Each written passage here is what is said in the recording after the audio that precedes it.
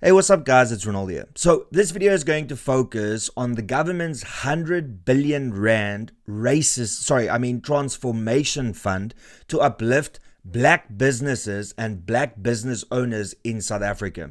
Now, this 100 billion rand will be raised, according to the government, over the next 5 years in 20 billion rand trenches per year that they want to raise in a total of 100 billion rand. Now, the obvious question is, in 2025, why is there a need for such a fund? Because we already have 142 race-based laws that favor black individuals. We've got broad-based black economic empowerment that favors black individuals. We've got black economic empowerment that favors black individuals. We've got employment equity that favors black individuals. We've got affirmative action that favors black individuals. It seems the government is hell-bent on making sure that white people get nothing in South Africa, in this modern-day South Africa that we live in.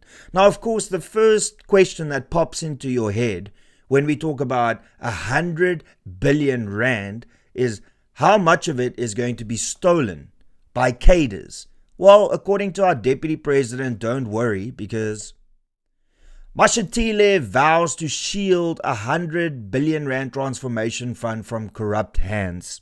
That's right. Don't worry. Paul Mashatile is on it, ladies and gentlemen. There's not going to be a single cent stolen. But of course, we have to do a little bit of digging, and then you'll find, oh, wait. Oh, no. Paul Mashatile has got dark clouds hanging over his head for some dodgy dealings that's been going on. So yeah, so that's not a good start, if I'm honest with you. So the person that's got a dark cloud over his head for alleged corruption and alleged this and alleged that, this person is telling us not to worry. But where have we heard this story before? Where have we heard to not worry because it won't end up in corrupt hands?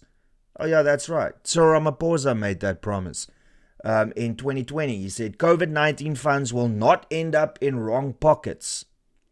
And we all know how well that turned out. Government to follow money trail to recover stolen COVID-19 relief fund millions. And later that turned into billions.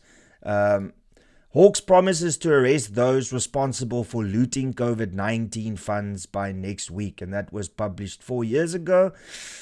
How many people got caught and arrested, we're not too sure, but what we can definitely say is most of the stolen money was not recovered.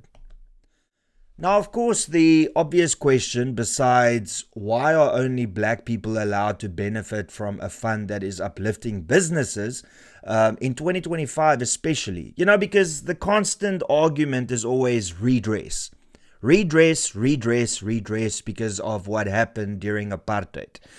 That's all good and well, and that would have worked within the first 5 or 10 years of us being a democracy. But here we are, 31 years into our democracy, with a bunch of failed policies that was there to uplift black people, and it failed because of corruption. And here we are now, 31 years later, and still redress is a massive talking point.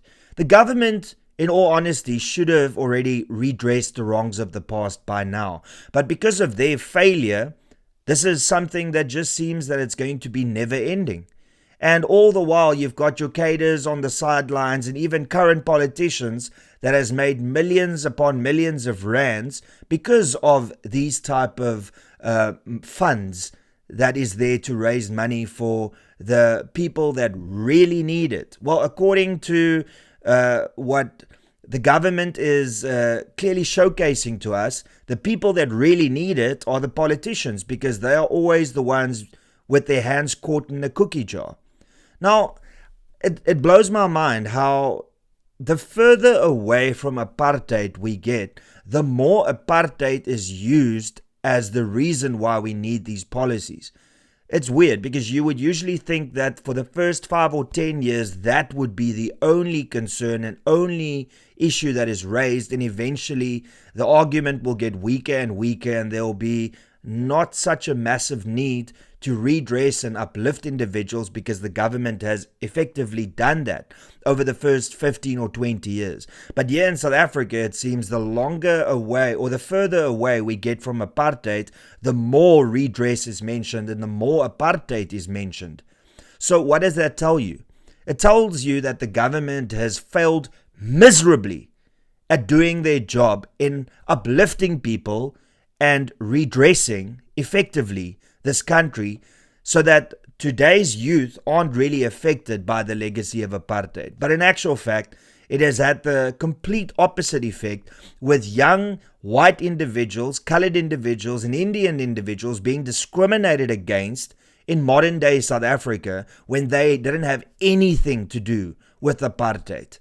So unfortunately, it seems that these funds are just going to pop up more because the cadres have to eat. And the cadres have got a lot of secrets to tell the media and to people out there, especially the military and the police and all the people that are there to ensure that the funds don't get wasted. But yet, they need to pay to keep them quiet, otherwise all the secrets are going to come out. So unfortunately, in 2025, as we sit here, there are funds that discriminate against you based on the color of your skin, and no amount of explaining as to how unfair it is would convince the politicians otherwise. So this is where we are currently, where we are being promised that funds won't be stolen. But if we have to look at the track record of the ANC, then we can clearly see it's just a matter of how much is going to be stolen and whether the people that stole the money will get caught. COVID showed us that people will not get caught and there will be a lot of money stolen. I think the COVID funds as of today is a couple of billion rand that has been stolen from the 500 billion rand COVID fund. And with the 100 billion rand transformation fund, on top of the fact that probably the cadres will get a lot of those funds because of their businesses, but then of course how much of that is going to be siphoned off the side. So when you make that promise, Paul Mashatile, don't bullshit us. We know better. We know the ANC's history. We know the government's history. Come now, don't bullshit a bullshitter, please.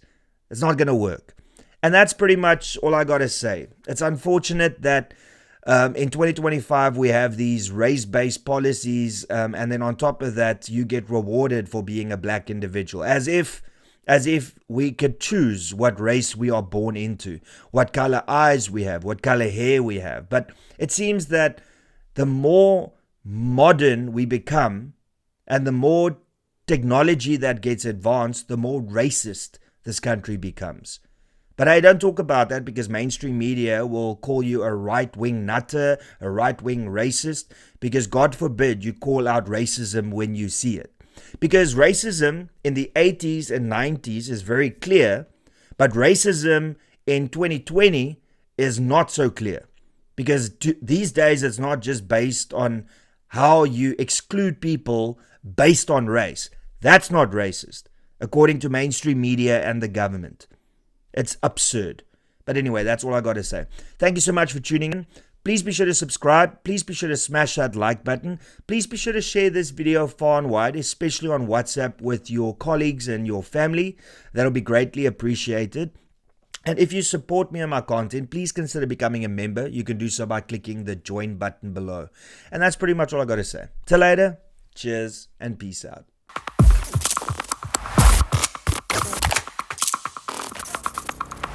You don't even know me, but every time you see me, you say I wear my massacre. You don't even know me, but every time you see me, you say I wear my massacre. I wear my massacre. You don't even know me, but every time you see me, you say I wear my massacre. I wear my